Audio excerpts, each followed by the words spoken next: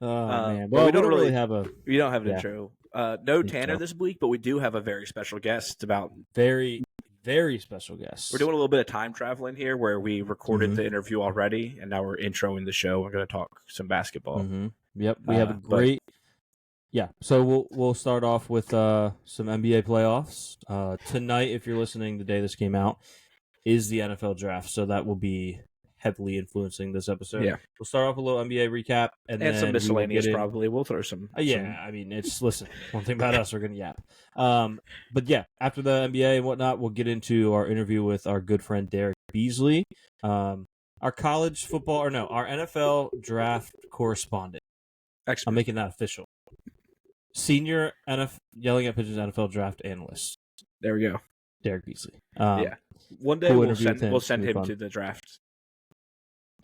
Y'all gotta make it big. Send us some subscribers first. Yeah, send us some subscribers, send us some followers, and we will send Derrick to the draft. Next year in Pittsburgh. I'll also probably be there. Yeah, I mean, down to go in Pittsburgh. But yeah, super good interview with Derrick. And then after the interview, me and Caleb are going to do a quick. Well, I say quick. We're going to do a mock draft. It's going to be. Buckle up. You probably have seen the timestamps on this. Funny enough, buckle up. You will not be the first person to say buckle up in this episode because Caleb joined the interview a little late. He had a crazy day. And Derrick told me to buckle up. All right. So we're strapped in. We're strapped in. We are buckled. All right. Yeah.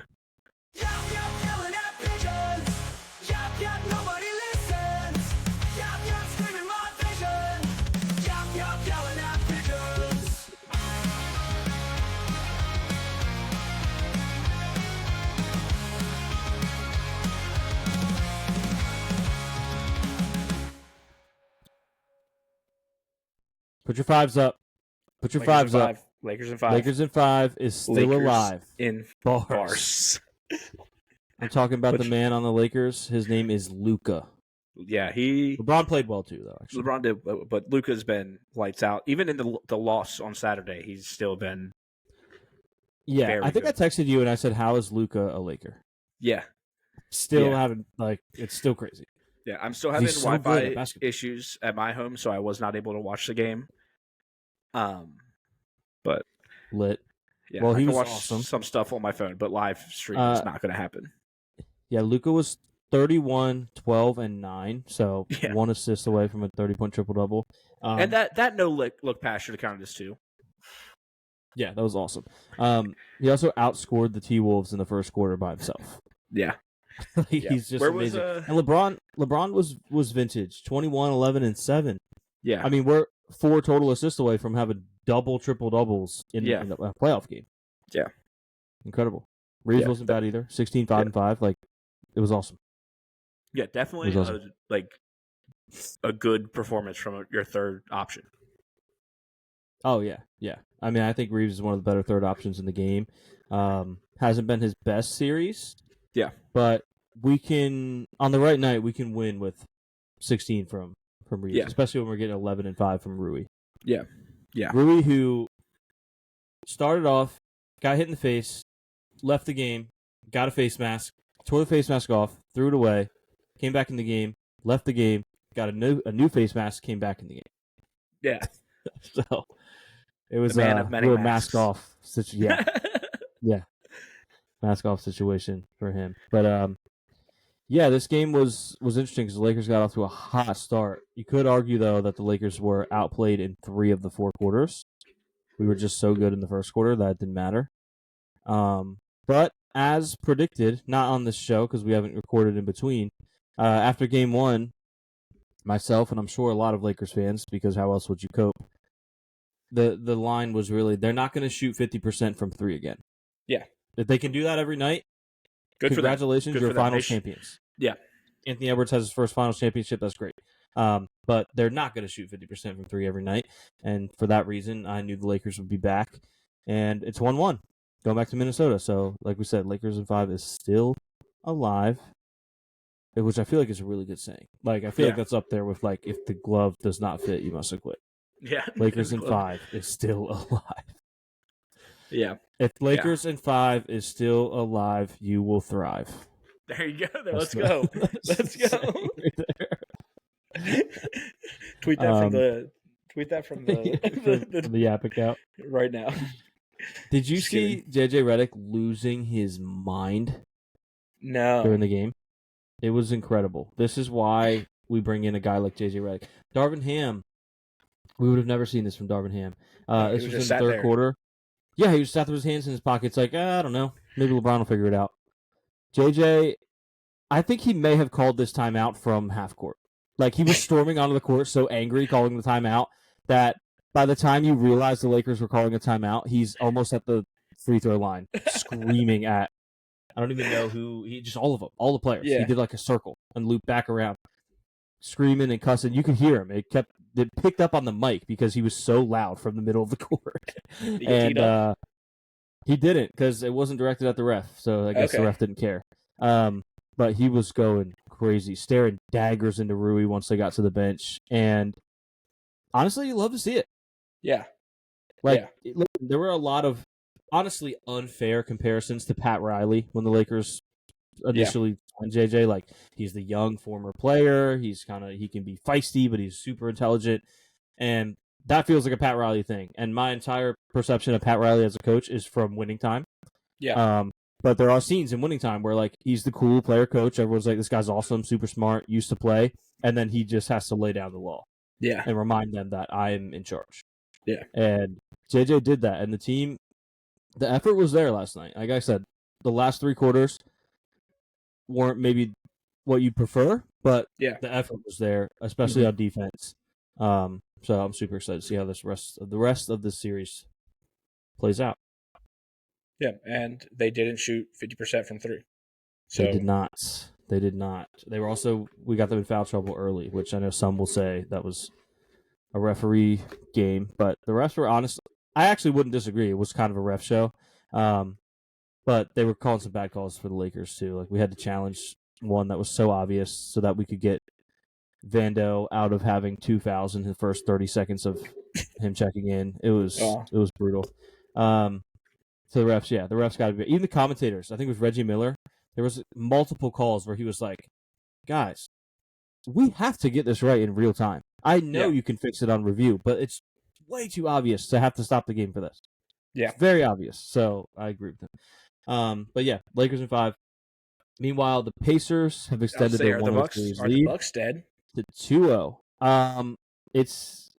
We're gonna find out in Game 3 because the Bucks were my preseason pick to win the finals. I forgot two main things. Well, I forgot one thing. I didn't know the other. One, forgot they were coached by Doc Rivers. Just like for a minute when I predicted they would win it, it just slipped my mind. Two, didn't know Dame was going to get a blood clot. That's true. He did come back. And in the first couple minutes, he like he might be 36 minutes last night. Yeah, and then the conditioning was there, I guess, because like you said, 36 minutes. But he just wasn't sharp. And he even said, he was like, honestly, I wasn't really ready. But if they can get a Dame game in Game 3, get the series back to 2-1. I did say this would be Bucks in 7 with respect to the Pacers because I think they're a very good team. So what I like about the Pacers is they kind of remind me of a college team in that they have their guys, their two guys. You know it's Halliburton, you know it's Siakam. Yeah. But it's not always going to be Halliburton or Siakam that beats you every night. In fact, most nights it's going to be one of them and one other random person. It's usually not their two best players that beat you. It's one of them and someone else. And it's very fun to watch because it could be Obi Toppin, it could be Nembhard, Miles Turner, like all these different guys are on the list, Neesmith or TJ McConnell, who, if you ask me, needs to sit down and be humble, just like Eagles fans during Super Bowl conversations prior to their first Super Bowl win. I was thinking today, all-time great. Tangent, but he's a GOAT. I was thinking today, I want to scour the internet for pictures from different like credentialed photographers from that game and see if anyone had a picture of it. Yeah. And if I find one, I might not tell you. I might just order like a 24x36 poster of it, just send it to you. Yeah, that would be sick. It's an all-time sign up there with your Iggy Can't Rap sign that Nick Young loved. Yeah. I don't know if we ever told that story. I don't think we have, but Nick Young, he laughed and said, "You're right," and hit all 3 of his free throws. Yeah, when he was playing for the Lakers, we went to was that Sixers Lakers or Wizards Lakers? It was Sixers Lakers, and it was right after the whole Iggy situation with Nick Young, and they let me make a sign. Like the guy, I told him I told the guy what I was going to say, and he was like, "Well, I was like, I had a Lakers jersey on. I had Nick Young jersey on." And I was like, "Hey, can I make a sign?" And he was like, "No, you're a Lakers fan." I was like, "Hey, what if it says this?" He goes, "Nah, that's funny." So yeah. Shout out to that guy. Yeah. But yeah, that was cool. They had like a sign making station. And then some can't rap. some Lakers beat writer or something on Twitter like said something about it. I was about to say something crazy. I was about to say, dare I say it was Ramona Shelburne. I don't think it was though. I don't.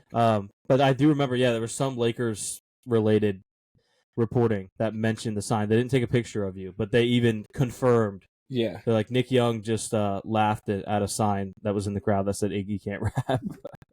Because Lonzo, I think that timeline would add up. Was that Lonzo? I think it was Lonzo's rookie year. Because there was someone standing there, they're taking free throws, that like pointed it out to Nick Young. They were like, hey, like trying to get his attention and pointed at you. And then Nick Young looked up and saw it and started laughing and like kind of gave you like a friendly point. Like it looked like he said, "You're right." Yeah. Are you trying to find the tweet? I'm trying to find it, but I can't. I hope you do. Yeah. They might have said "You're right." So maybe if you put like Nick Young sign "You're right," maybe it'll come up. In the meantime, while you're looking for that, the Thunder should maybe just get an automatic bid to the Western Conference Finals because they're smoking the Grizzlies. Dude, like it's not even. This is what I have to say about the Grizzlies. Okay, for the audio listeners, Caleb threw the Ja grenade and then covered his ears, just like Ja. We did see Chet pull out some guns against Ja in this game. He didn't fire them at Ja, though. He fired them at the crowd, which is weird because they're at home. But Chet was on a little bit of a shooting spree there. He had a great game, too, at 20 points. But, the Grizzlies just aren't even in the same... I don't know if they're in the same league as the Thunder. Thunder are just smoking them. They won game 1 by 51, 55 maybe? Somewhere in that range. 50 plus, either way. And that's enough to be... I feel like you should be banned or like delegated. Relegated? What's the word I'm looking for? Delegated or relegated? Relegated, yeah. You should be delegated. They make you serve in the government, the House of Delegates. But yeah, no, it's bad. It's very bad. The Grizzlies, I would assume at this point, have no hope. Maybe game 2, they were like, game 1 was a fluke. We lost by 50. And they had some hope. But at this point, you got to be done. And they are done. So 2 more games left in that series. That will be a sweep at this point. I think I had the Grizzlies stealing 1. I do not feel good about that at this point. We also, just to round up some of these series, we had Detroit tying it up with New York, which I realize I'm saying like, oh, they tied it up, da-da-da. We haven't talked since game 1 either. So but at game 1, the Knicks kind of stole, even though it was at home. The Pistons led for most of that game. Had a pretty big lead. They were up by 8 relatively late bars. And the Knicks came back and won. It was really the veteran presence on that team kind of showed up late when the young guys for the Pistons didn't know how to close out. But game 2, Cade showed up, and Cade was incredible, which was great to see because the question after game 1 was, is Cade that guy? Which I think a lot of people think he is. I know I do. I think Cade's awesome. I've said before that I've been on the Pistons for like a year. I was like a year early on the Pistons. But we were kind of finding out like, not a great playoff debut. What if he's not a playoff guy? You know what I mean? So game 2 in the Garden, we're going to find out. Can he bounce back, or does he spiral after having a horrible game and he just becomes the guy that can't play in the playoffs? He did indeed bounce back. 33, 12, and 3. He was incredible. So that was cool to see. Shout out to Cade. Shout out to Frack. There's a few people that will know why I'm shouting out Frack when I'm shouting out Cade. I'll give no other detail. Shout out to Frack. Shout out to Frack. Shout out to the boy. But I don't know. It's been some fun basketball. Like I know some of these games haven't been relatively close, but I love playoff basketball so much. Yeah, it's so much fun. Clippers Nuggets has been great. Both of those games have been close. Kawhi is all the way back. Yeah, he had a great game. Completely back. Very good. He had 39, 3 and 5, 4 of 7 from 3. He's very good. I had Clippers in 7. That still could happen. That series is tied up 1-1. I keep saying it's not because I'm trying to steal the bracket, Caleb. I just don't remember what you co-signed on and what you didn't, so I don't want to speak for it. It's your bracket. I didn't want you to think I'm just like, oh, okay, I helped, but he's saying I. But anyway, and then last night we had 3 games, actually, 3-game slate. We had the Magic and Celtics, we had the Heat and the Cavs, and we had the Warriors and Rockets, all of which are going in Game 2, all of which were, I would say, not necessarily tight games, but at least entertaining throughout in Game 1. Obviously, we're recording early, but I will tell you what happened anyway, because I know ball. What happened is the Magic stole one from Boston. This is weird though, if Jason Tatum plays, they stole one from Boston. If Jason Tatum doesn't play, the Magic lost. I know that sounds backwards. If Jason Tatum doesn't play, I think that team gets up extra because they know they're missing a guy. Yeah. You know?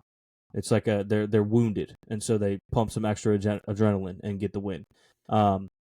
If Tatum does play, I think it's business as usual, and they'll certainly be motivated. They're Joe Mazzulla's, that type of coach. But I think the Magic just steal one. I think they've got a good enough roster to steal a game here. I thought it would be 5. I still think it'll be 5. So this will be the one they steal.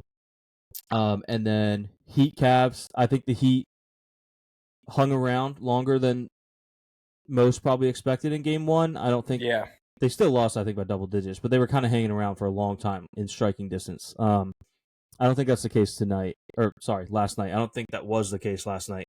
I think the Cavs beat them by 20 plus. I think they smoke them. And then Warriors Rockets. I think the Rockets, who trail 1-0, will bounce back. I think they're a deeper team than the Warriors. The Warriors are really leaning heavy on just the fact that they're veterans and the Rockets are young. But at the end of the day, I think the Rockets are a better team. I'm still looking for this. Sorry. Yeah, it's fine. I think they're deeper. I think they might even be better up top. Just like their starting 5 might be better to begin with.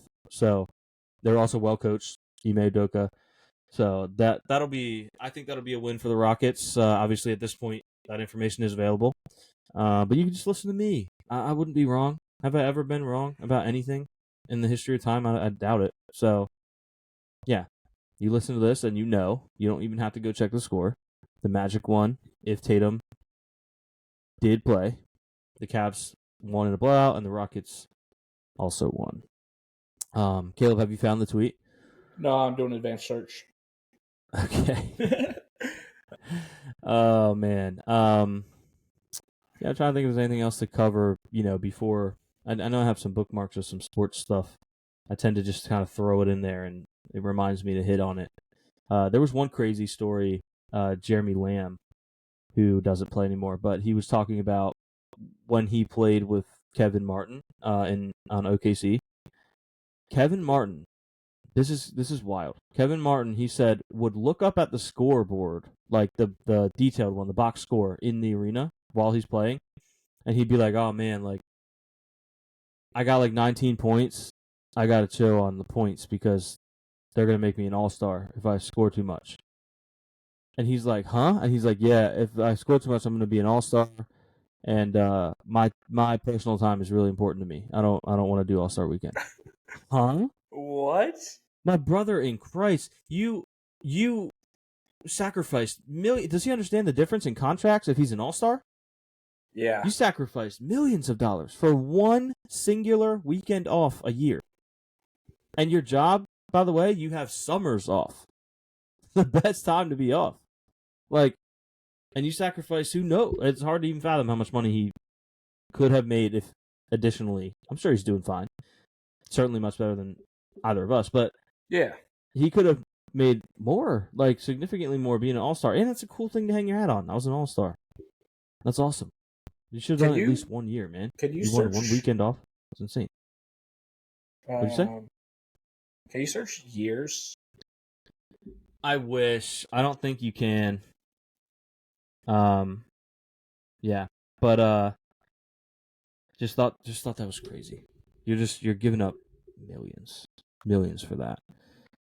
What else did I have in here? Yeah, did you know that NFL draft forever? Did you know the NFL draft chime sound was not introduced until the 8th pick of the 2006 draft? Wow. Which was the 8th Dante pick? Whitner out of Ohio State and to the Buffalo Bills. Yeah, the 8th pick. Was it for I guess for whatever reason it wasn't working. That was the year they were going to introduce it, and it just didn't work, I guess, for the first 7. That's crazy. And then pick 8 comes around, the Bills take Dante Whitner, and they just walk out there. And it's okay, we have a new jingle. That's awesome. So that's cool. Oh, before we get into the draft, I texted you about this. I said yesterday, I was like, I kind of wish we were recording sports tonight because Bills fans are making me mad and I want to complain. Oh, yeah.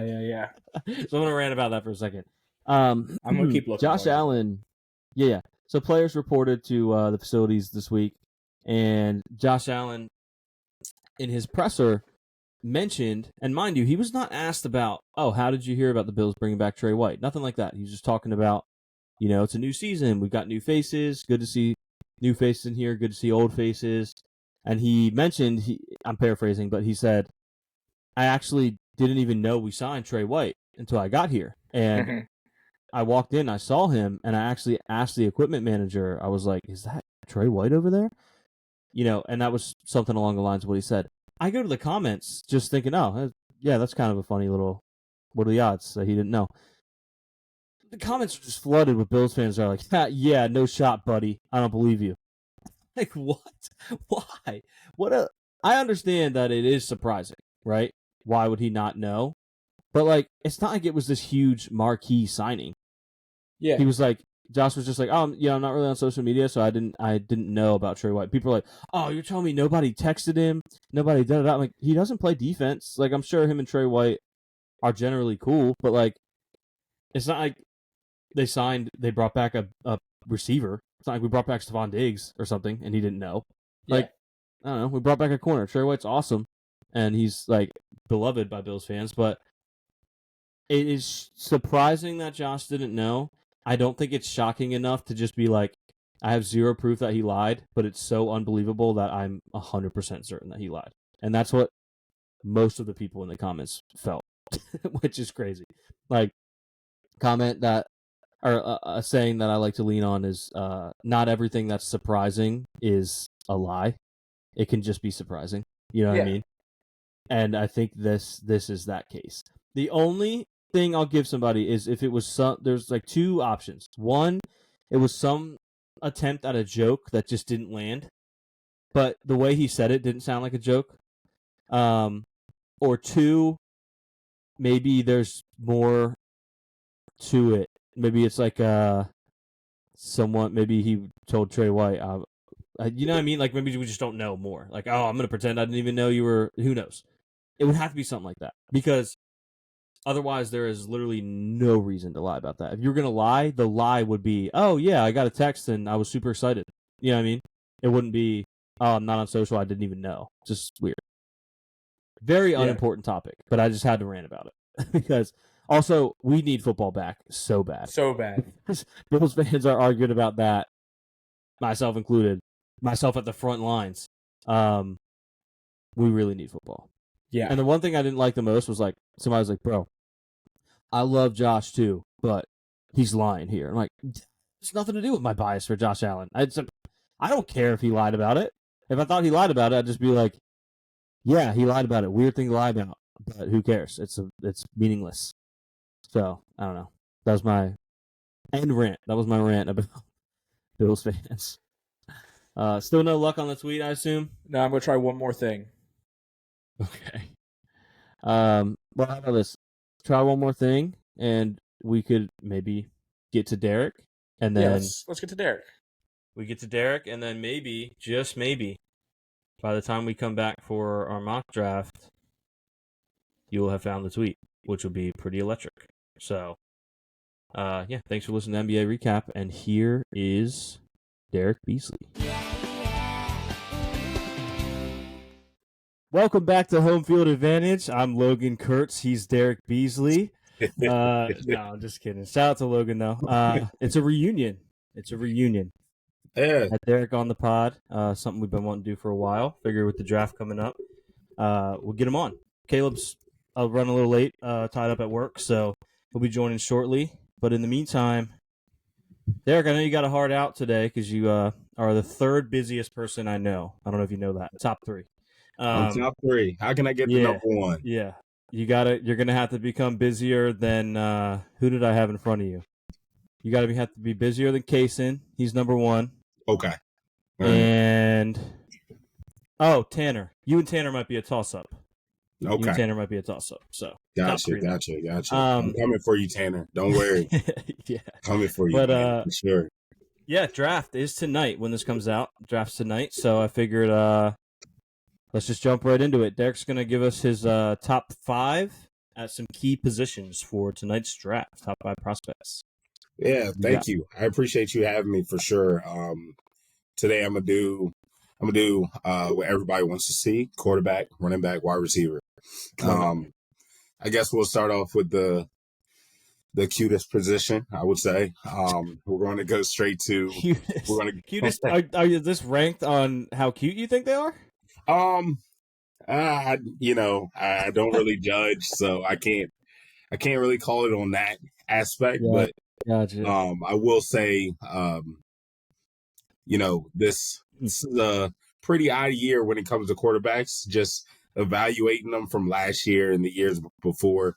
But this year, interesting, but I like it. It's different, I would say. Yeah, I feel like you're not going to see a lot of the same top 5s.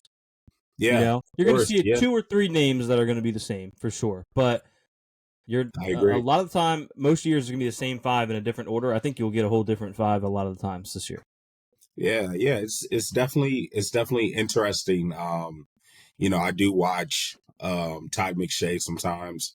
I'll watch him, and I'll watch Daniel Jeremiah, and I'll check out what they're doing and everything like that. But let's get down to the list. Here we go. For my number 1, it's pretty much going to be locked for the number 1 spot in the draft tonight. And that's Cam Ward. I love his poise in the pocket. Love the way that love his throwing trajectory just in general. He does a good job of understanding levels in different concepts. He does a good job pinpointing the ball, and he understands defenses to another aspect, I would say. And his confidence is just on another level. I just love what I see. Before I started evaluating all the quarterbacks and everything like that, I actually had him number 2. But interesting. But as I watch, and I'm a Miami fan, so I was gonna say, crazy. Was number 2? Was that you overcompensating for a potential bias? Because I found myself doing that at times. Like, I'm gonna knock this person down a little bit in case I'm being biased. Yeah, well, so yeah, I think that's part of it, and I try my hardest not to be biased. I really do think that's part of it, and to also keep everybody promoted at a good level, just so people don't think I'm throwing shade at this person or that person or whatever the case may be. But he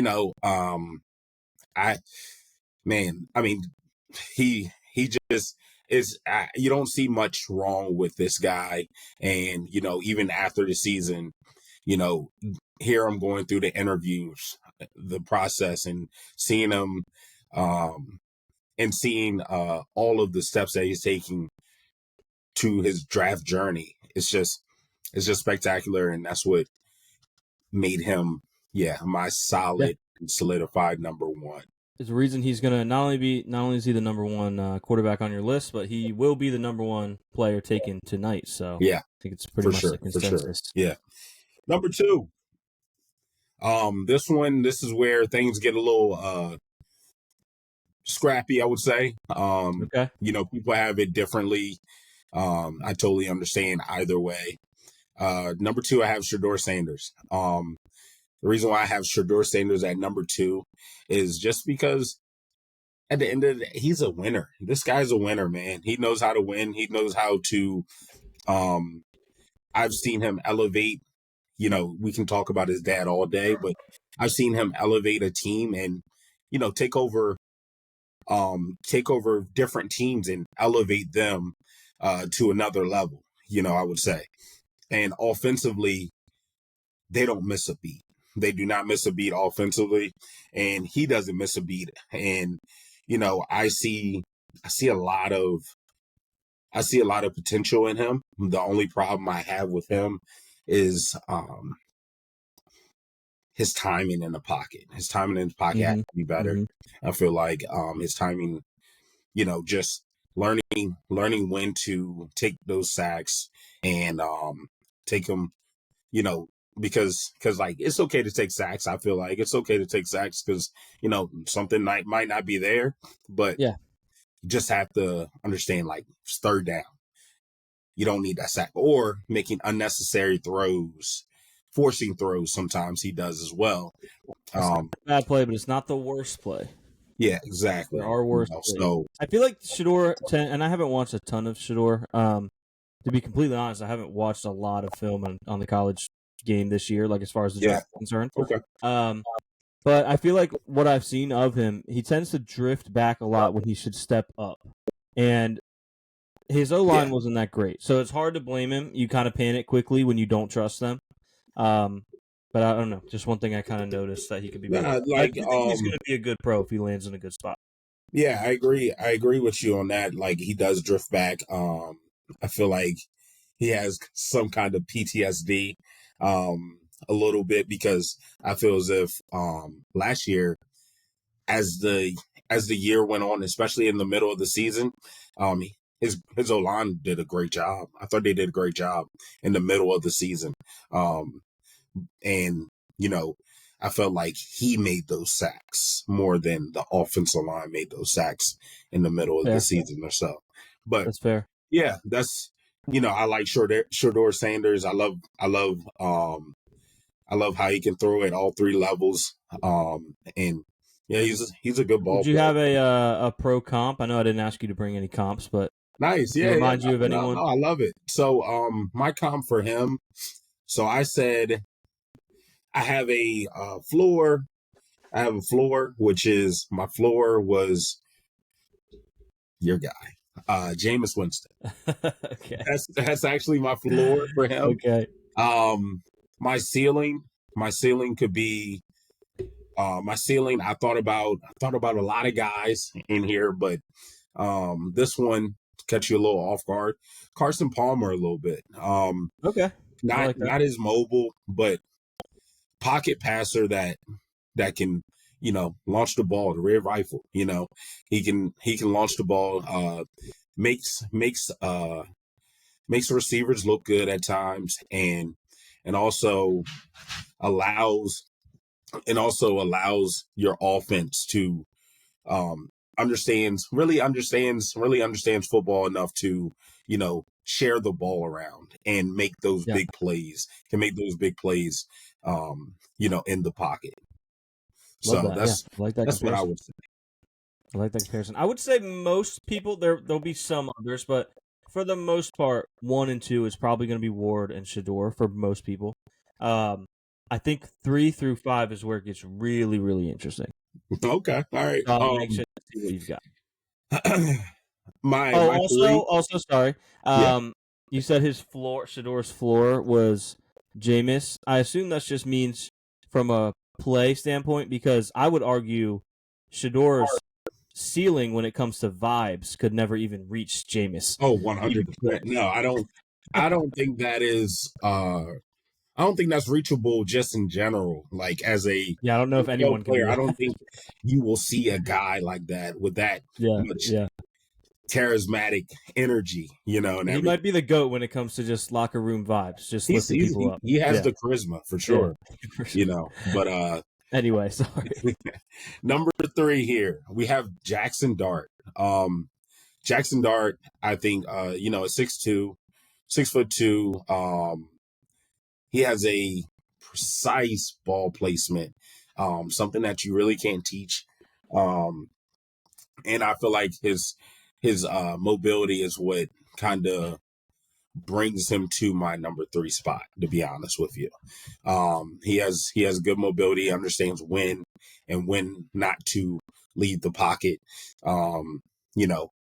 He plays the win, and don't really have a comp for him. I actually thought about it a lot. Don't have a comp for him just yet. But he's a ball player, man. He's a ball player. I like what I see. He's an all around quarterback, but he can move, man. He can move. For some reason people think he can't move as much, but I think he can move. Like he can give you 400 plus rushing yards a season. Nice. Yeah, I like that. I mean, that would be a nice addition to have. It seems like all the best QBs right now, you have to be able to move at least a little bit. Yeah, it's crazy. Or at least ideally. Yeah. Like, you can get it done if you're super accurate. But in an ideal world, in today's NFL, you're going to want at least a little bit of mobility. Yeah. And I would argue Jackson Dart might have the greatest quarterback name in the history of football. Oh, yeah. That's beautiful. Yeah, Jackson Dart is incredible. Sure. Yeah, and there's just something about Jackson, too. Like, Dart alone is great, but they nailed it. I don't know. But it's also how you spell Jackson, too. Yep. You know what I mean? That's the part right there. Yeah. Man. Because he spells it with an X, right? Yep, exactly. Yep. Last name Dart, it's got to be spelled with an X. If your last name is like Jones, it's spelled with a CK. Got to be an X if it's Dart. Like, Dart's just a cool... You got to add an X. I love it, man. Here we go. Number 4. All right, buckle up for this one. My number 4 is Jalen Milroe. I think Jalen Milroe, you can quote me when I say this, of course. Okay, I like this. I think Jalen Milroe has the highest potential out of all the quarterbacks that you see getting drafted this season. Wow. Okay, so highest ceiling. Yeah, I think this guy could definitely, if in the right system, develop right, because I don't think he's a day one starter. I don't think so at all, actually. I agree. But I feel like if he is developed correctly in the right system, I think he could be that guy. And I'm talking about like Jalen Hurts. I don't want to get too crazy right now, so I'm gonna just say Jalen Hurts kind of guy. I love his deep ball. He has a great deep ball accuracy just in general as well. But the reason why he's 4 and the reason why, I'm so hesitant on him is he's not good at the intermediate passes. Not good at all. Very inconsistent. And it's concerning just because, when a guy, don't get it twisted, everybody understands that throwing a football is not a unique motion just in general. Mm-hmm. But he has a very hard time throwing intermediate passes just in general. So that's what keeps me on the fence about him. But yeah, that's my number 4. What's up, Caleb? How you doing, baby? What's up? Here. He made it. What's up? Back in how you doing, back man? in my hostage situation. Sorry, I picked up someone from the airport and we were supposed to be back at 4 but hit traffic and yeah. Nice. Work stuff, hey, Florida traffic, baby. I live in New York now, brother. Well, don't let it. That's true. Yeah, he lives in New York now. Even worse. Even worse. Don't let him stop you. Keep cooking. Yeah, keep cooking. All right, cool. Here we go. So, I'm not going to say his last name because I'm not going to butcher it or anything like that. But for my number five, for my top five quarterbacks, I have Tyler from Louisville. Okay, I like to call him the rookie veteran. Now I think so, maybe. I said chow, something like that. See, I didn't want to get into this. I didn't want to do this. You started, the kid from Louisville. Tyler Show. Yeah, I hope it's Show, because if he's good, we can call him the Show. I feel like he's the Show. It's a Tyler Show. Tyler the Showman. All right, here we go. So for Tyler, he's a rookie veteran. For me, I think he's a rookie veteran. It's a little laughable joke, I would say, even though you guys didn't laugh. He's 25 years old. He's 25 years old. You know what I mean? But he has great touch. He has great touch when he throws the ball, and he's sneaky athletic. Like, it was a few plays where he broke 40, 50 yards just because, like, people didn't respect his speed. He has good speed and just an athletic quarterback, but definitely can extend plays. He caught my eye when he played against Miami. Thought he did a great job, just a poised quarterback, especially because our D-line was coming after him all game for sure. And he just kept on moving up in the pocket and, pretty much extending the play and, making great throws. I thought he did a good job against us. And, watching his film, just, he's a poised quarterback, but the thing is, he has a weird throwing angle a little bit. That kind of, I feel like he's going to have to critique it. Somebody's going to have to critique him and show him how to throw. I don't know. It's just weird to me. It's weird. It's really weird. If you watch his throwing motion, it's kind of weird, and I feel like it messes up some of his throws, to be honest with you. But that's what I got. That's what I got from my top five quarterbacks. I'm an idiot, by the way. It's Shuck. It's pronounced Shuck. They talked about it on a podcast I listened to today. Okay. Tyler Shuck. Okay. Yeah. Gotcha. Can you run through just the names on the five? Yeah. Caleb missed. So, for my number one guy, I have Cam Ward. Number two guy, I have Shedeur Sanders. Number three guy, I have Jackson Dart. Number four guy, I have Jalen Milroe. And number five, I have Tyler Shuck. There we go. Shuck. There you go. How much wood would Tyler Shuck shuck if Tyler Shuck could shuck wood? All right, moving on to top five running backs. Here's my favorite part. Here's it's just so many of these guys, to be honest with you, that are just in that tier, I would say. You know how I feel about my running backs just in general. Yeah, so it's a one of us thing for you. I mean, you were a running back yourself. Yeah. So here we go. Let's get to it. Here we go. So number one. Number one's no surprise to anyone here. I'm going with Ashton Genty. Mm-hmm. When you watch his film, you can't find nothing wrong.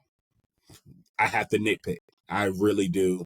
The two nitpicks that I would say is, the casual. He has tread on his tires, and he's undersized. Mm-hmm. It's not really a nitpick, especially as a running back. Not really a nitpick, but I mean, this guy does everything really, really good and above average. He's just one of those guys that you have to pick up. He's a dude, man. He's a dude. He is amazing. You mentioned the size. I do feel like that's one thing I haven't heard talked about enough is if there's a concern with him, which I think most of us, myself included, would say there's not. He's going to be awesome. Yeah. It would be the size because I feel like you throw around like, oh man, he'll run over you, he'll run around you. Like Derrick Henry, he's just a monster. He's also 6 inches smaller than Derrick Henry. Yeah, exactly. So, he's size is not what he's got going for him, but obviously he's been incredible at Boise State. Yeah, incredible. Yeah, man. Like, and yeah, he breaks a lot of tackles. I think he's, like I said, he's going to be incredible. But the NFL is a lot different than the Mountain West and even playing Oregon. That's true. But I still think he's going to be an incredible talent. Like, I think he's going to be an incredible running back for years to come. Yeah. I mean, he's just tough. He's a tough guy to like try to nitpick with for sure. You know, even when you see him go against tougher talent, like it's hard to nitpick. You can say, "Oh yeah, he fumbled. That's right, he fumbled." You know, but you can also say like, I mean, it's just tough because, you know, when you got 8 men in the box and nobody else is doing anything, it's hard. It's really tough. It's really tough to say any weaknesses for that guy. Really.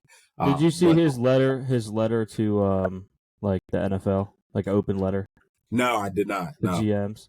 I'll shorten it. I'll just say the last part because I thought it was great. The whole thing was pretty short in general, but he ended it with, "It's tackle football." You know what I'm saying? I'd draft the guy they can't tackle. Thank you for your time, Ashton Genty. Yeah. There you go. That's all you need, man. That's all you need. All right. So, yeah, we're off of him. He's just, I mean, he's that guy. I mean, what can be said that hasn't already been said about him? Exactly. So, you know, number 2, here's where things get shaky a little bit, and, you know, everybody's shocked. All right. My number 2 is Quinshon Judkins. Love it. My number 2 is Quinshon Judkins at 6'2". I think he's like 220 if I'm not mistaken, somewhere around there. Mm-hmm. He runs a 4.4. I'm not a big fan of shirts and underwear, but, you know, I will say 4.41, whatever. It doesn't, you know, that doesn't 40-yard dash and stuff like that don't intrigue me too much. Not a big fan of it. I'm a big fan of film and everything like that, though.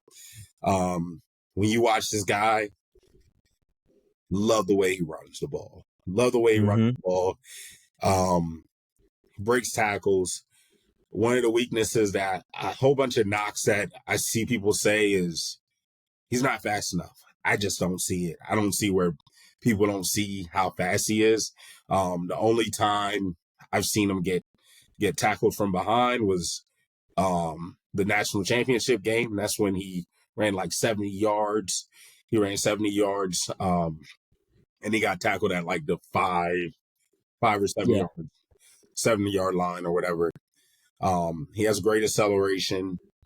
Contact balance is great. He reminds me of Joe Mixon. That's one of my favorite running backs just in general. But he reminds me of Joe Mixon. Very aggressive runner just as well. So, you know, love what he brings to the table. He didn't get many carries as people think, just because, you know, he makes the most out of his carries. And they had another stud. Yeah, exactly. No, they had to share the ball. But we're not going to talk about him just yet. Yeah. Yeah. So, you know, he would get anywhere between 12 carries per game. 12 carries on average, I would say. And, you know, he makes the most out of those carries for sure. Yeah. So that's why he's my number 2. Love that. My number 3. This guy, he's like, I'm still trying to figure him all the way out, just from a standpoint of how is it going to go with him in the NFL? But my number 3 guy is Amarion Hampton. That's my number 2. First thing that comes to mind when I see him, when I watched him play, when I'm watching film on him, he's a battering ram. That is the perfect definition for him. Battering ram. When he gets started, you're not stopping him. You are not stopping him. And I love that he can make loss of yards into a 2-yard gain, or a 2-yard gain, or, you know, an average person 2-yard gain into a 10 or a 7. You know, I love that about him. My biggest knock on him is his footwork. His footwork and him being able to make people miss without touching them. Any kind of wiggle, he doesn't have it at all. And it takes him a while to stop and start. Those are my biggest problems with him. But you're gonna love this comparison.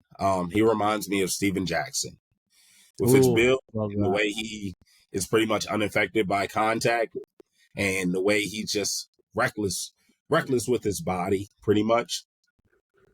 Steven Jackson. Yeah, if you find me another Steven Jackson, sign me up. Yeah. So I love watching this film, but yeah, like his stop and start, his ability to move laterally and make people miss, it's not there at all. But sometimes you don't need it, but you see very rare cases where you have those guys that don't need it. So yeah, I feel like with Omarion, like, he's supposed to be one of those top backs, right? And when he's hitting the gap, he's kind of like bump, like try to find the hole, and then he's gone. So Caleb's shaking his head. He'd pick it up on it. Luke's just quoting Omarion lyrics right now, and Derrick's having no part of it, which is he should. I'm trying to lock in on him, but then he says something like that. He's trying to throw me off my game. Like I'm locked in right now. In my opinion, Omarion Hampton is like probably the number one back in this class because he won the Heisman for me in college football at 25. So, speaking like in personal experience, like Ashton Genty didn't win a Heisman for me. So right. Hampton did. Yeah, so yeah. Hampton well, did. So. Yeah. He's got to be in the top 5. So love it. All right, so my number 4 guy. This guy, I was literally sold on him after freshman year. I told a lot of people this guy's going to be the best running back next year after his freshman year. I was jumping up and down for this guy pretty much, man. TreVeyon Henderson. I was gonna say, I feel like you were telling me, an Ohio State fan, about TreVeyon Henderson. Yeah. I remember that. I love his game. Love what he brought to the table. He is Mr. All Around. He does everything. And the best thing that he does that everybody's going to love, he pass blocks. He does a great job pass blocking. That means 2 things. First thing, he's not getting off the field. On third down, he's not getting off the field at all, because not only does he pass block, he can catch the ball and run out of the backfield as well. You know what I mean? So it's not just. Dude, we saw that catch and run right before half, and was it the Natty or the game before? Yeah, it was the Natty. That was electric. That was electric. Yeah. So love it. Love that about his game. The thing that I love his competitive spirit, but his will to win. You know what I mean? A lot of people don't understand, don't know the story, but Coach Day came to him and asked him, "Hey, do you mind if we start looking at Quinshon Judkins as a number 2 running back?" And he was like, "Let's do it." Some people wouldn't want to split those carries. Yeah. You know what I mean? And he was like, "Hey, we're trying to win." And, that kind of mentality, teams love that. Teams love that. Yeah. And, I have no doubt that he's going to be a good running back in the NFL. The problem is I just don't know how good, and I don't know if he can stay healthy. And I'm still trying to figure out his running style after that junior year, his junior year. So it's a bunch of things that come into play for me that concerns me a little bit. But, all in all, if you want a safe pick if you want a safe pick at the running back position, that is your guy. Can I say something about TreVeyon real quick? Okay. I was doing. Please silence your devices. I was doing some research. It's fine. It probably won't even pick up on after that. But anyway, James Cook, if you're listening, I'm sure you do. Probably skip ahead like 30 seconds. I'm eyeing Travion as a potential James Cook replacement. I'm eyeing him up. Wow. Yeah. Wow. Yeah. Just throwing that out there. Nice. By the way, Derek, it's been 30 minutes. I don't know just how crunched for time you are. I was going to say, you go as long as you're comfortable going. Yeah, we're good. So it's up to you. I appreciate you, man. I appreciate you looking at the time for me. For my number 5 is my favorite guy out of all of them. I just love watching this film. Would love to have him higher, but those guys are just so good. I mean, those Mm-hmm. 4 that I just named are just it's a very deep running back class. Yeah, I mean, it's just insane. And I actually think, I mean, this guy's great. Like I wouldn't mind grabbing him up. I wouldn't mind grabbing him up in the third round. Okay. DJ Giddens. Oh, he is my next Bucky Irving. You know, love that Bucky Irving. You remember how I was high on Bucky Irving last year? Mm-hmm. This is my Bucky Irving. This guy, he's kind of like a pinball where you just can't slow him down. You know, he has the best contact balance out of almost all the guys except for Ashton Genty. In my opinion, I think he has the best contact balance besides him. The guy can make you miss in a phone booth. Like he has the wiggle too. Yeah, that's one of the most fun things. One of the most fun things to watch is someone that has great contact balance. Like, not to make it about the Bills, but like Khalil Shakir's like that, and I just love watching him after the catch, just bouncing off of people. It's man, it's a very fun trait. It's beautiful. It's beautiful to watch for sure. You know, Giddens has the numbers to back it up. I'm looking at his stats here. And the crazy part is yards, with a broken wrist. yards per carry, very good. Wow, he did that with a broken wrist this season. But yeah, I think this guy is going to be a problem. I think he will be at least around that 550, 600 rushing yards.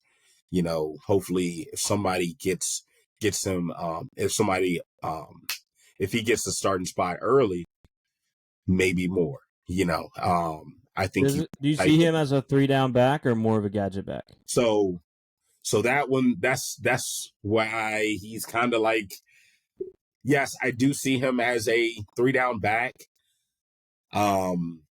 I do see him as a 3-down back. I'm a little hesitant, but I do see him as a 3-down back. He is big enough to take on that workload for sure. But you know, I would love to see it at an NFL level. It's a different thing to see it in college, but you know, in the NFL level, I would love to see it there. I do think he's built for it for sure. But man, the guy has it. He has it for sure. I'm excited to see him at the next level as well.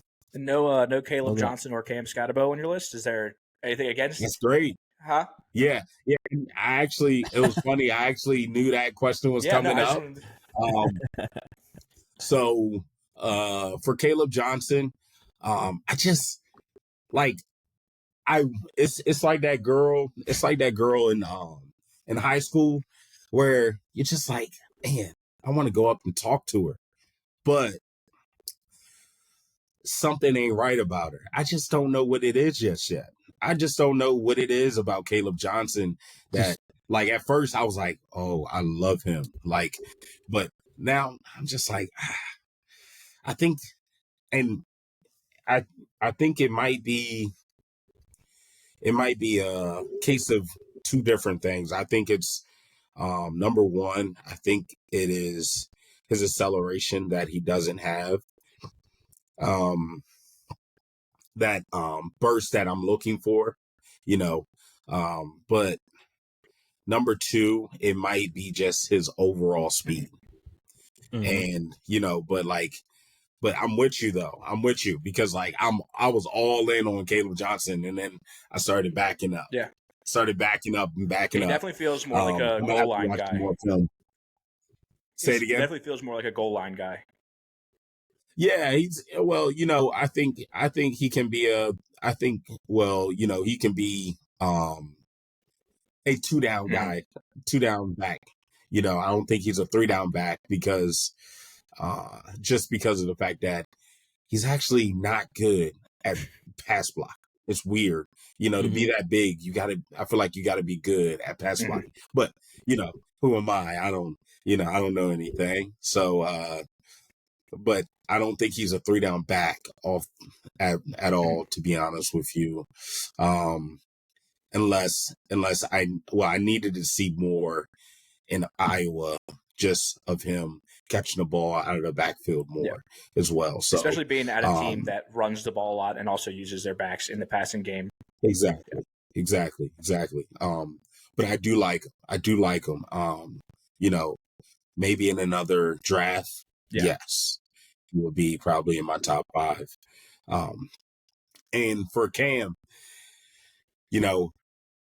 I think he caught everybody's eye. Yeah. I think he caught everybody's eye at against Texas, where he basically single-handedly beat Texas. I might be, I can't say I'm definitely not biased, so I can't say I'm not biased. So, but he definitely beat Texas by himself. Oh yeah, he carried. But at the same time, the thing that worries me about him is his game speed. Yeah. His game speed is not there. Lateral quickness just left to right. But he's a I'm sorry. You can say whatever you want. He's a fucking football player. Yeah. That guy's a football player. I agree. He's a football player. He does anything and everything you need him to do.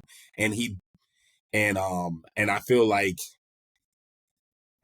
he is being slept on a little bit, but at the same time, I think it's the same reason why I'm skeptical, because he didn't run the 40. And he didn't, because if you watch film, he doesn't look like he's fast. A 40 is going to help you look like you're fast. I need to see something to show me that you're faster than what you are, and I just didn't see it. That's the whole thing. But I love that he is a football player. I love that he's aggressive. I love that he will do anything, and he has great hands. Yeah. He has great hands as well. He can catch the ball. He has sure hands for sure. Wasn't he like throwing up and stuff in that Texas game? Yeah. Oh yeah. I would be willing to bet he got concussed that game. Yeah. I don't think they looked at him, but there was a play where his head got slammed, and then I didn't even he honestly threw up not that much longer later. I really think he was concussed, but he was just a dog. Yeah. Like you said, he's a dog, man. He's battle tested for sure. But yeah, I think it's just the game speed for me.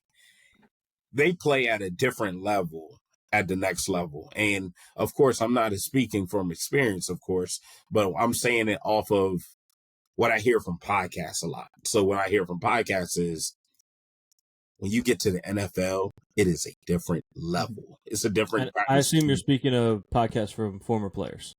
Yes, yeah. Because the stuff we say is outlandish. I would not take our word, me and Caleb anyway, for truth. So I listened to Yelling at Sports the other day, and they said it's not a different level. Actually, it's easier. Back to the speed thing. I think that he's a guy that goes for contact. He doesn't shy away from it, and will even turn to run into somebody. Yeah. And I think some players that know they're not fast will do that to show that they have strength. And I think it helps. Yeah, 100%. It helps them look good on paper. And I think he's going to be a good running back in the league someday. But the speed is rough. Nice. Yeah, yeah. Yeah, I totally agree with you 100% on that. He definitely is one of those guys that's going to beat you until you start shying away from that contact, and then he can burst one out for sure. But yeah, yeah, that's pretty much why. I'm gonna go through my list real quick. I know I got Yeah. but I'm gonna go through my wide receiver list. I'll give you an explanation. You just ask me a question as I go through the list, okay? Go ahead. Okay. All right, top 5 wide receivers right here. All right, Matthew Golden. Love it. Luther Burden. Okay. Tet. Mm-hmm. Jaden Higgins and Emeka Egbuka. I would like Egbuka to be more respected, but okay, I respect your ability to disrespect him. So my thing with Emeka is he doesn't do anything great for me. He does everything the right way, but he doesn't do anything that's going to stand out for me. And okay, so I'm not saying that any like, so with Luther Burden, he is your Percy Harvin. He's your Percy Harvin, but stronger kind of guy, you know. You have Tet McMillan. Tet McMillan is right now, he has a lot of potential, but hasn't put it all together and shies away. I think he shies away from aggressive corners. I don't think he's ready for those aggressive corners. That's why he's not in my top 2. We have Matthew Golden. Just throwing one deep. You know what I mean? Like, this guy, he's explosive, but he also can win one-on-one battles. He also has good body control. He can track the ball. He has a great tracking ability, understanding where the ball is going to be, and good body control to make sure that he can catch the ball at different angles and everything like that. Jaden Higgins, I think he's the sleeper of the draft, one of the sleepers of the draft. The only thing with him is I don't like his rack. When I say rack, excuse me. When I say rack, I saw him laughing. So run after catch is what I call rack. So I don't like his rack at all. But I love his separation that he allows at 6'4". He's very smooth at 6'4". But Emeka, like, he just doesn't do anything spectacular that makes me want to move him up, because but he does everything good. Yes, he does everything good. Good. What you're telling me is he's Robert Woods. Huh? He's prime Robert Woods. Yes. Would you draft? I actually will take that because I love. But would you draft? Would you draft prime Robert Woods in the first round? I would have drafted him in the second round, like he was. There you go. Second round. You draft prime Robert Woods in the second round. But Emeka Egbuka, like I love Emeka Egbuka. Like, I remember his freshman year, I used to say Buka Buka, Buka Buka. That used to be the guy. Like, I just loved his last name, Buka Buka. I used to say Buka Buka all the time, man. But yeah, I just can't move him from 5. I can't. I get it. Hey, real quick before you go, why no Isaiah Bond in your top 5? And who's Dallas going to go with? That, if you guys don't know, Dallas is Derrick's team. Okay, so Isaiah Bond, so Matthew Golden is the reason why Isaiah Bond is not I'm not going to say he's the reason why, but he gave defenses a different problem to deal with, is what you're saying, right? Say it again. Golden gave the defense a different problem to deal with, which kind of helped Bond. That, and also Bond started to drop off. Like, Golden took that spot. Golden took his shine, and he never got it back. Bond didn't get it back. He tried, but he just didn't get it back. What else did I have to say? I said, who's Dallas going to take? All right, Dallas is going to trade back. Okay. Oh, okay. Right? Well, Dallas is going to trade back, and we're going to get Luther Burden. Okay. Okay, I like it. Last thing. If 10 is Patrick Mahomes and 1 is Jamarcus Russell, where's Quinn Ewers? That was just wow. I didn't. I want to know what you think about Quinn Ewers. All right, so 10 is Patrick. Hold on. Like a 1 to 10 scale. 10 being Pat Mahomes, 1 being Jamarcus Russell. I got it. Okay.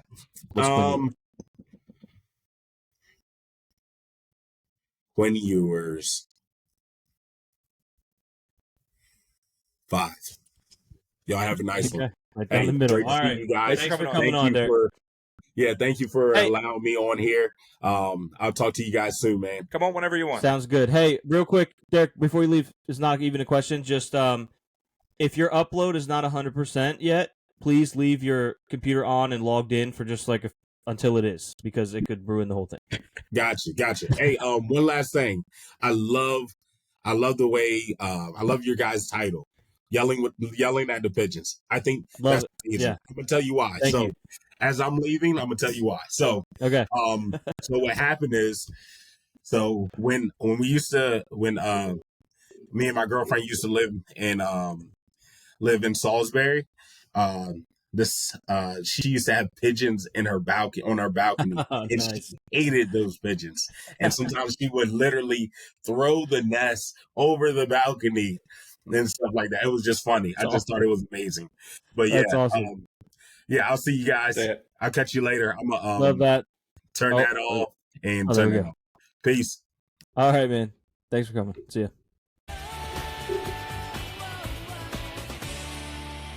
Great interview with Derek. That was a good time. Thank you, Derek. Thank you, Derek. You're welcome on the show anytime. Hopefully, we'll have him on again soon. Super fun. He is like the busiest person in the world. Top 3. Yeah, I said he was in my top 3. He wanted to know who was ahead of him. I told him it was Kaysen at number 1 and then Tanner at number 2, but him and Tanner are kind of tied. Yeah. So he said, "Tanner, I'm coming for you." So, but yeah, that was super fun. And we are going to get into our own little mock draft now, which I will share with you guys. Pull this up. I honestly have, aside from like the first 3 picks, no idea what's happening in the draft. It's a weird draft. Like I feel like I'm usually more in the loop, but it's not as heavy in talent. I haven't done much research. I'll say it. I have not. I haven't done much research, so we're just actually low key. I just did. You and I both did just like 30 minutes of research. That's just true. Now. That's true. So did all the listeners. That's true. So we did have our correspondent on. Yeah, we will. We'll post this mock draft as well, so that you guys can go along with it. So you guys can tell us that we're wrong, even though we're not, because we're right. This is just what we would do. And if someone is it, that's something that we should establish. Actually, is this what we would do, or what we think is going to happen? This is what we think is going to happen. Okay. But if a player goes earlier than we say, bust. Yes. And if he goes later than we say, steal. That's how it works. Okay, number 1, I guess I'll start since I just started yapping. The Titans are going to go Cam Ward here. No doubt about it. Everyone knows it. He literally said that the best receivers in the league, what did you see that? It was Jamar Chase, Justin Jefferson, Calvin Ridley, and Treylon Burks. That was his top 4. Yeah, that was crazy. So he knows he's going there. So Cam Ward, get ready to learn Titan, buddy. Yeah, and I think this is one where I'm honestly not 100% sure. This is the Browns. This is the Browns. Yes, but I at number 2, I have the Browns taking Abdul Carter.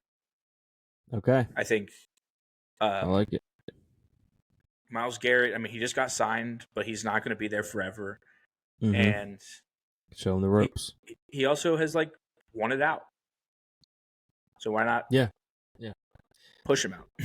They're also now we're not going to do any trades here, but But it is worth noting that it was reported by Todd McShay yesterday on Part of My Take that credit Part of My Take. There is a team. Yes, credit Part of My Take. No free Todd ads. McShay. 0 free ads. There is a team that is preparing a massive offer to Cleveland for number 2 because they want to move up and get Travis Hunter. Okay. Something to keep an eye out for. That's what my sources, which are just listening to Part of My Take, also which had on Todd McShay, are saying. Also, Daniel Jeremiah said that maybe the next pick, but Travis Hunter wants to play more of a receiver. He said he thinks he will. Yeah. I think in a perfect world for Travis, he plays in both. His mind, he would play both full time because he's a football maniac, which I love. Loves ball. Did you see his quote about they're like, if you had to pick, what would it be? He was like, I would pick to not play football because I want to play both. I want to play more as much football as I can. That's crazy. So by saying no football, he's actually saying the most football ever because I just want the most. Give me all the football I can possibly get. Yeah. So he's awesome. Yeah. So anyway, this puts the Giants on the clock. I think they'd like to go QB. I just don't think they like one this high. Yeah, I think in an ideal world they trade back. Yeah, but with Travis Hunter on the board, I think it's hard as well. Or maybe I don't know. Maybe there's someone they just really like here that's not a QB, and they can just trade up and get a QB, trade back in. Yeah, trade back in. So I don't know. Let's get weird. What if they don't go Travis Hunter? What if they try to shore up the O-line? Okay. Although I feel like it's so early for Will Campbell. But yeah, you need O-line though. You do. I'm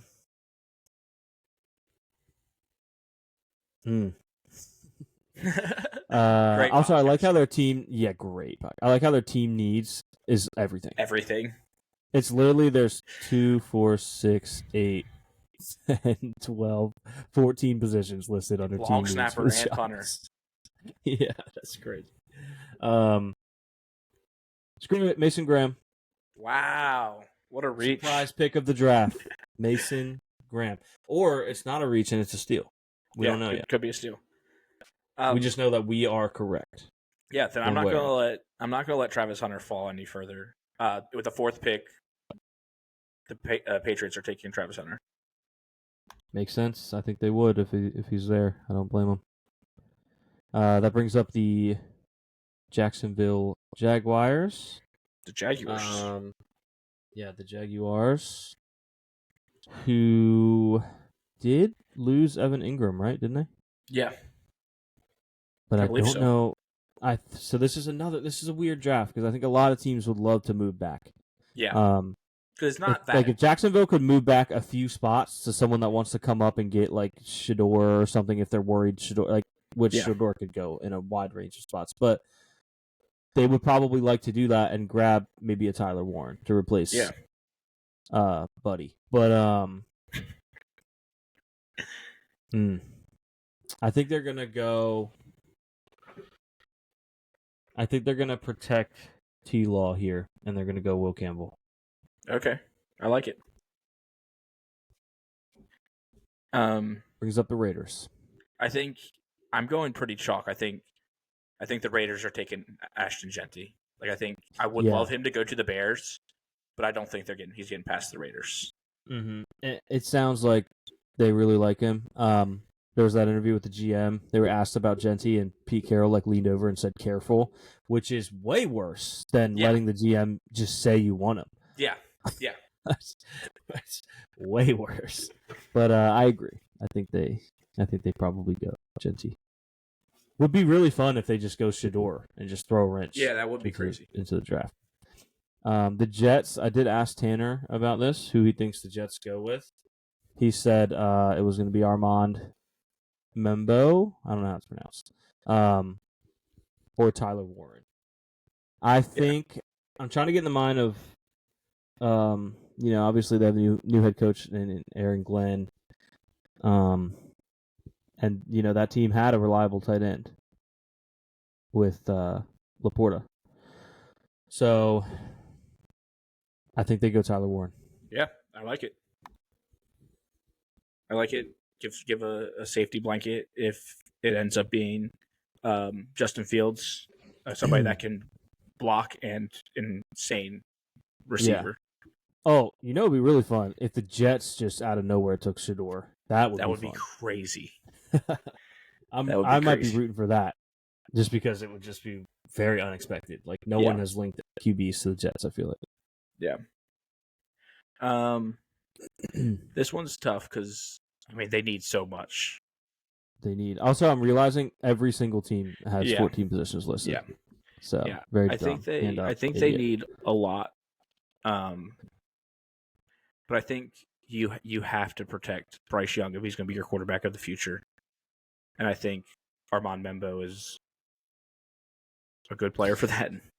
Yeah, and not only that, it's probably like a best player available thing. When you need that much and you have your QB, or at least think you do, you don't really know on Bryce Young yet, you're going to go best guy available. Yeah, for sure. I like it. The Saints, another fun wild card. Yeah, takes Shador out of nowhere. Man, I think they go Jalen Walker. Okay. I think Jordan Cameron's not getting any. Is it Jordan Cameron or Cameron Jordan? Cameron Jordan. Jordan Cameron's tight end. Cam Jordan. Yeah. Cameron Jordan. Wait, which one? Cameron Jordan. Cameron Jordan is not the tight end. Not the tight end. Right. Okay. Jordan he's Cameron not getting any. Was the tight end for the Dolphins, right? Dolphins. Yes. Dolphins and Browns. Probably. That makes sense. I think so. Anyway, the one that plays for the Saints is not getting any younger. So yeah. I think they add Jalen Walker here. I like it a lot. On the edge. Now the Bears. Imagine if they took Shador. Yeah. Can you go to the running backs page for me? I think they might do it. I think they might go up and get a running back. And there's another team though that were like they could move back probably. And I'm looking at this as if I don't necessarily have to get the order right, but if they move back and still get this player, I like it. Yeah, you're trying to get the player right, but you can't guarantee what spot will be right. Yeah, and I think it's Amarion Hampton. I made the joke about Amarion Hampton being my number 2 because he won a Heisman, but I think he is my number 2, especially like he's a guy that can pass protect and will take care of Caleb. And yeah, so Amarion Hampton to the Bears. Yeah, I mean we talked about him with Derrick. He was really high on him. He makes me feel like a little bit of a Montgomery. He's gonna have some Montgomery syndrome. Yeah, like I feel like he's just speeding. You know what I mean? Yeah. Like he's just like, listen, I'm trying to. Not again. I shouldn't have said it. Take it to the floor, So. But I gotta see it, Show me. Yeah. Do that thing. Everything. Can he do it all? So. Bada boom. Bada boom. Bada boom. Yeah, I like the pick though. Again, the people that just see this screenshot of this are gonna be like, "That's a reach," but like, listen to the show. They probably maybe trade back. Yeah, listen to the show. Which the only way they're hearing that is if they are listening to the show. Yeah, well, we'll say it. I'll say it in whatever I post. Yeah. The 49ers weirdly could also kind of use a lot right now. They're in a weird phase. Yeah. Obviously they lost. Could they be a surprise pick for a quarterback? Maybe. It would certainly be a surprise. But yeah, it is weird that they haven't signed Purdy yet. Like, are you gonna do it or not? Figure it out. I think this could be Ted McMillan though. Yeah. I like it. Losing a receiver. Although I don't know if that's the style receiver they want, but do they just go with the top guy they think's available? Like, they lost Debo. I'm second guessing myself now. Shocker. Okay, we have a shocking move. Okay. Colston Loveland. Okay. George Kittle is out. Really? Yep. They're not going to agree on a contract, and they're going to trade him. Yeah, Colston Loveland. Colston Loveland. I like that. Although Kittle did today, there was a report that the reason he didn't show up to the facility is because he wants to be the highest paid tight end in the league, according to Diana Rossini's sources. And Kittle commented on it and said, "Your sources are wrong." Okay. There we go. But that doesn't mean, like, what are they wrong about? Maybe he is not there because of contract. He just doesn't want to be the highest paid. Or vice versa. Who knows? Sounds like something's up, though. Yeah. For the Cowboys, I think the Cowboys are going to... Shador. I think the Cowboys are going to stay in state and take Matthew Golden. Okay. They're going to have a... Jerry Jones is just an old guy that loves speed. Like, he's going to be like... Yeah, he would be a good pick for them. Pairing him with CeeDee Lamb. That'd be good. Although Derek did tell us he thinks they trade back and get Luther Burden. But yes. Assuming they don't. Yeah. I like it. Now we got Miami. Another team that I wouldn't be shocked if they went receiver, just because I feel like the Tyreek Hill thing is running its course. Mm-hmm. But maybe it's a little early to move on that yet. They, I think, could use a corner. They're likely to lose Jalen Ramsey, who's a bum as it is. So, your starting best corner is a bum, and he wants to be traded. You have corner problems. So I think they go Will Johnson. There you go. Now we got Indy. Indy. See, I would have thought... Caleb. You're just going to start talking Colts and not even serenade them at all. This is our team. We bleed blue. This is our Colts. Whether win or lose, we love them. For the shoe. Draft. Mike Green. He's going to get a lot of sacks. This is our team. We Colts. Yeah, I just think, Marshall's pretty close. Not very close, but I don't know. I just had a feeling. You also had the pressure put on you. Yeah, it was pressure. And Mike Green was... Yeah. Hey, mean Mike Green. Let's go. The Falcons. Shador. Okay. Can you imagine? We'll just go back-to-back years shockingly taking a quarterback. Yeah. Obviously, it will not be Shador. Maybe they stay in state, go with Michael Williams. They're not really getting that pressure off the edge. Yeah. They brought in Matthew Judon. I was forgetting his name for a second. Didn't really have the effect I think they were hoping for. Yeah. So maybe they go younger and keep it local. I think they go Michael Williams. Great. And we have the Cardinals. Now we have Arizona. And I think they might stay in state, get another weapon for Kyler, and go with Ted McMillan. Yeah, I wouldn't blame him. He's fallen a lot. I know there's a little bit of baggage with him, but how else is he supposed to bring his things with him to Arizona? You got to bring baggage. Yeah, I like him a lot there. All right, now we have Cincinnati. The problem with Cincinnati is they need defense. Yeah. But they're obsessed with giving Joe Burrow as many weapons as they possibly can. Yep. So I don't know that they'll go defense. Yeah. No, they have to. Because what's his name retired? Yeah. You know what? But I don't think they go edge. I think they're going Malachi Starks. There we go. They've had safety problems longer than they've had edge problems, in my opinion. So I think they address it. Now we got Seattle. Is this giving me Shador as their suggestion? That'd be so mean to Sam Darnold.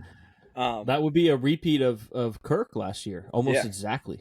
Exactly. It's a Vikings QB, veteran Vikings QB, signs with a Bird team to be their guy, huge contract, and then the Bird team drafts a young QB. Yeah. To replace. But I think instead they're gonna protect him. They're gonna take Kelvin Banks. I think he I like it. It's a is good best idea. player available. Yeah, and they need to protect their investment. I like it. We have the Bucks up next. This one, I mean, at this point, every one would be crazy for Shedeur. Could you imagine? Yeah. There's like, Baker not getting any younger, but I think they will stick with Baker, no problem. For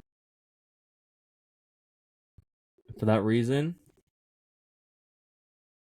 I think they go Jihad Campbell. Okay. They've been looking for that guy ever since Devin White fell off and got cut, and I think he will be that for him. My entire draft just crashed, so I will just be watching. You're good. Yours. You have Denver. I have Denver, and I mean they were decent on both sides of the ball last year. Mm-hmm. Maybe a weapon for. Yeah, that's what I was thinking. Can you show me running backs and receivers? I can do one at a time. Okay. Can you go to receivers? Because they did trade Javonte Williams, right? Or was he a free agent? I know he left. Free agent. They don't have him anymore. And I think running backs. Do I want? That's a tough one to choose. Again, it's a problem where it's like if you want a running back, it's probably early. Yeah. But there are good running backs on the clock, so you pass them up. Yeah. Or on the board, I should say. Let's go with Ibuka here. I think love that. Stud. I think he'd be a good option for I almost said Drew Lock. Bo Nix there. Drew Lock, another QB that's in Seattle. So they got plenty of QBs. And Sam Howell. They would never. Yeah. They would never take another one. Speaking of quarterbacks, this was not intentional. Shedeur Sanders has fallen, ladies and gentlemen, to the Pittsburgh Steelers. And I have the ability to make him go there. And I will instead give the Steelers Deion Sanders' son, Shedeur Sanders. I thought you were gonna go Jackson Dart, which also would have been fine with. Yeah. No, I don't know.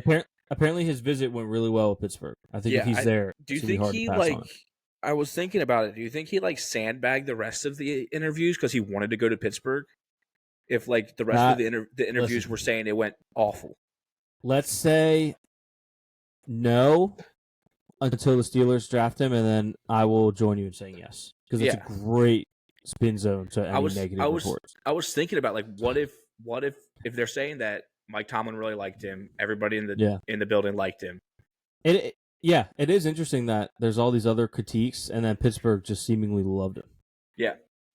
So they have weapons for him, and they have a decent O-line. So could be. I also do like Jackson Dart, but the thing is, I'm scarred from Kenny Pickett, where he was the only quarterback in the first round. He was around the same draft position, and just the Steelers timed it perfectly in that they felt their hand was forced and had to draft a QB in a weird class. And then by the time it came back around to try again, it's also a weird class, yeah. I would say a little less weird. Yeah. But weird. Yeah. The Kenny Pickett class was very weird. Very weird. Very weird. Yeah. All right, Chargers on the clock. I would say for you, your mindset should just be football guy because it's Harbaugh. It is football guy. Who seems like a football guy. They're gonna need some edge help. Can you go to the edges? Is it only do some edging here? Is it only Stort? Stort. I like Shamar Stort. What are the D line looking like? Sorry, I just don't have it on my phone. You're gonna have one on D line that's gonna make you want to pick it.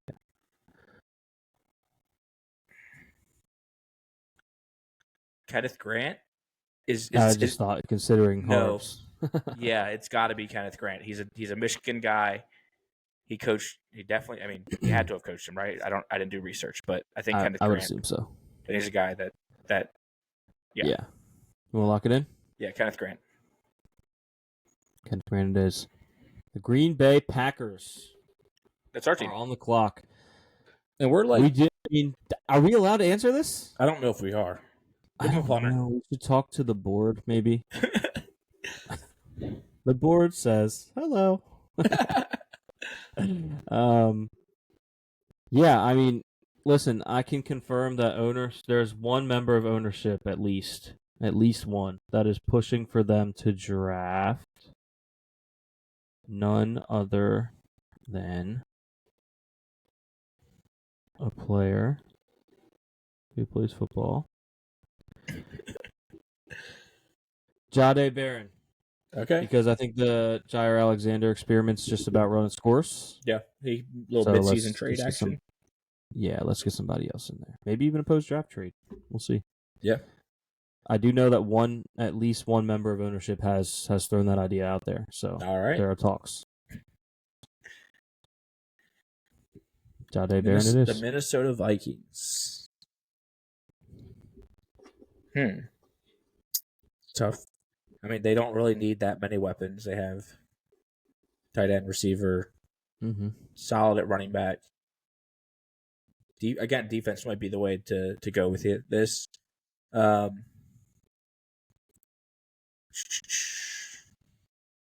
Let's go. Do we want to protect? Do we want to protect JJ QB McCarthy? Coming off an injury? Yeah, what's the inside offensive line look like? Because I feel like some of these guys every year go. Well, the top interior O-line, based on the ranking from this website, currently is Gray Zabel, who I know McShay was high on in the PMT interview. What are the rest of the? Can you just show me interior? Because it's hard to pass up on an Alabama O-line or Ohio State. Let's go Gray Zabel. I like it. Also, cool name. Yeah. Gray Zabel. The Houston Texans are on the clock. Probably could use O-line. They did trade Laramie Tunsil, which was kind of wild. I think they got rid of a couple O-linemen, despite the fact that they needed O-linemen. And they were like, all right, we need O-line. Let's get rid of the good ones and just start from scratch. So, interesting thing to do. But, you got an Ohio State QB. Why not bring a Buckeye in to protect them? They go Josh Simmons here. Okay. And computer's lagging a little bit. Okay, there we go. And we're the Rams are next. Go ahead and click that QB tab for me. I think we go Jackson Dart here. I think that Matthew Stafford is getting old, and it's a good chance to start to transition away from him. Still have Matthew Stafford playing, but to have a guy that can learn from him, and I mean, just imagine him in those like gray uniforms. Yeah, last name Dart. Yeah, those gray unis. I would love this. This would be very exciting. Yeah, Jackson Dart. I like it. Baltimore. They could use a QB as well. Yeah, they have obviously running backs. They're very incredibly gifted at running back. No, they Baltimore. I think the Ravens. I think they will go James Pierce. I've been scraping together a lot of, to their credit, great edge performance from like random vets. Yeah. They got some juice out of Jadeveon Clowney a couple years ago, if I'm not mistaken. Yeah. Kyle Van Noy played incredible for them. I think they go and try to get a young one here. Yeah, I like it. The Detroit Lions. On the clock. I think this could be like a weird. I mean, you never know with them. Mm-hmm. Scroll down a little bit.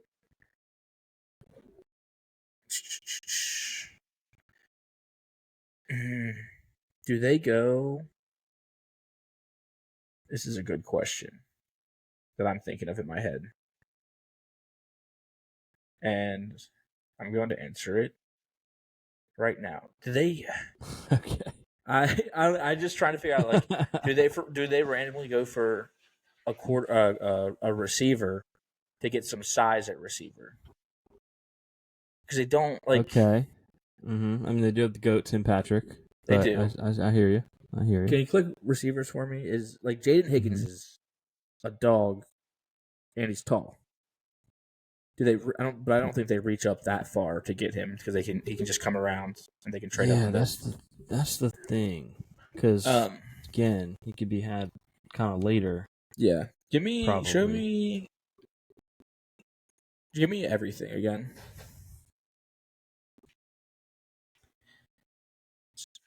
I think it's Shamar Stewart. Just another great value at this point. Put him on the other side of Hutchinson. Give him some relief. Yeah, I like that. Next we have the Washington Commanders, coming off a great, unexpectedly accomplished season. Yeah.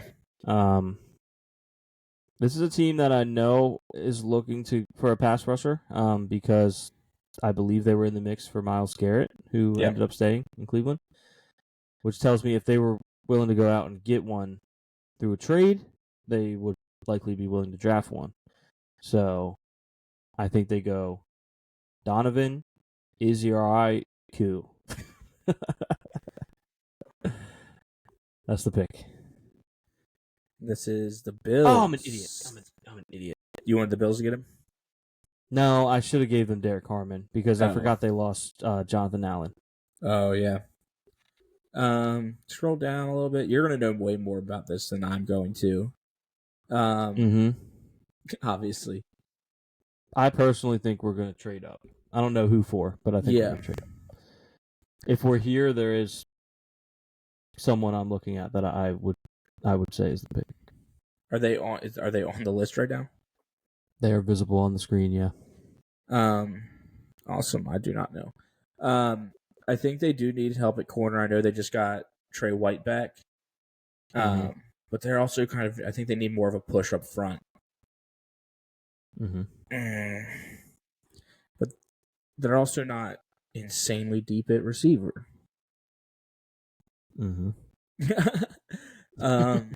All facts. And also, James Cook might be traded. So they could go get a running back.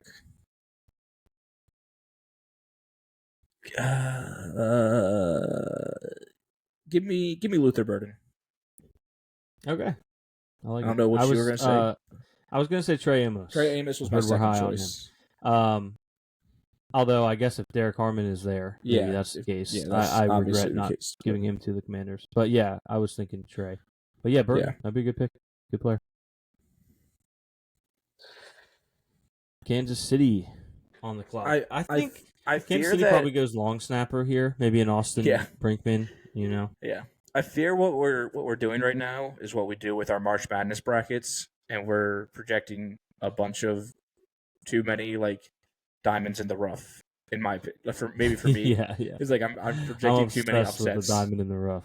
Yeah, I almost want to give the Chiefs Rhino Monaforte. That's a great name. Great name. Rhino has a long snapper too. Yeah, just snap the ball and just straight downfield. That's cool. Shout out to Rhino. The Chiefs, though, in reality, I'm surprised they don't suggest safety here because they did lose Justin Reed. Yeah. But did they bring in his replacement? I don't think they did.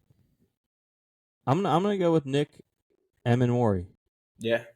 I think they replaced Justin Reed. And for Philly. Is there anyone from Georgia? Yeah, I don't see anybody. But I mean, I think they're going to want to build up their offensive line some more. They've lost some guys over the past couple of years. And I think I mentioned Tyler Booker's name earlier, and I think it's time for him to go. I like it. And this is what the teams are going to do. I think just hit save. Yeah. Yeah, I don't know. I hit save. This is what the teams are going to do, not necessarily what we think they should do. Unless we get it all right, then we are saying what we thought they were going to do. Then it's both. We just know ball. Yeah. Yeah, that was good. Final mock. In the books. The day coming out the day of the draft. How many people so are doing excited. that? Everybody. Yeah. So many people are Probably doing that. No one. Excited. Gonna go get some unlimited wings at B-Dubs, and honestly, I'm gonna get fleeced. Yeah, because you can't put down wings. Can't really put that. I love can't them. Put wings. Like you used to. Nah, I can't. I say this. This is gonna end up just being a bit for the entire existence of this podcast. Got a tooth thing going on, so I mainly only chew on one side. I'm just gonna end up having the strongest right jaw ever, and I feel like it affects my wing speed. Yeah. So I got. And then you get full faster, and you got some cheese curds on which Saturday. has provided no results, unfortunately. That'd be great. I'm full. I've been chewing on the right side of my mouth. Yeah, maybe no cheese curds. Maybe you can get a couple more wings down. That's the biggest mistake. Mistake. And for unlimited wings, you got to go no side, no curds. Yeah, no curds. You have unlimited wings. My app will be wings. Yeah. And then what I'll get after that for my entree, wings. And then for dessert, and don't fall for the fries trick. They want you to eat as many fries as you can, so you don't eat all their wings. They're cheaper. Yeah, but we're here to eat the wings. Yeah. Caleb went with the gang to B-Dubs this past weekend, and made everyone think that we like wrestling. Yep, because I got excited for wrestling. God forbid, it was like the a only white guy guy has in a there. hobby. God forbid a white boy catch a vibe. But I mean, we don't really have an outro either. No, we don't. But I made a new thing on my 3D printer. Let's go. Finally printing something upright. Let's go. And you know what the problem was this whole time? Your the roll of filament 3D printer that I was using on the side. Oh. No, the roll of filament that I was using was just bad. Oh, okay. I was like racking my brain trying to figure out what was going wrong. Granted, there were some things I was doing wrong that I did improve, so that helps. But after those improvements, ran it again, tried to print that thing I just showed you, which is a pawn for the game Munchkin, for those that don't know. And tried to print it after doing all those adjustments, still failed 3 times in a row. And then it hit me. Nothing that I've successfully printed is purple. So I said, even though other colors that came in that same shipment have been successful, purple has not. So I said, I'm going to try the yellow. Haven't done yellow yet. Same shipment. Threw the yellow in there. First try. Bang. Nice. So we're back. We're back. But yeah, that was fun. Good fun. That was YAS. Chopping it up with Derrick. Again, thank you for Derrick. Thank you to Derrick for coming on. And comment if you want Derrick back on soon. Yeah. Don't comment if you don't. That's mean. Yeah. Don't say that you don't want him on. Say that you like us a lot, though. Yeah. No, I'm kidding. Of course they want him back on. It was awesome. Yeah, they need him. But yeah, that's the show. And like I said, don't really have an outro. No Tanner, if you're listening, I hope no Tanner. I hope your team gets who you want them to. Yeah. And if I hate your team, I hope the person you want is a bust. But I hope you get him. I hope you draft a long snapper. Yeah, I hope you draft Rhino. All right. Peace. See ya. Talk to y'all next week. Nobody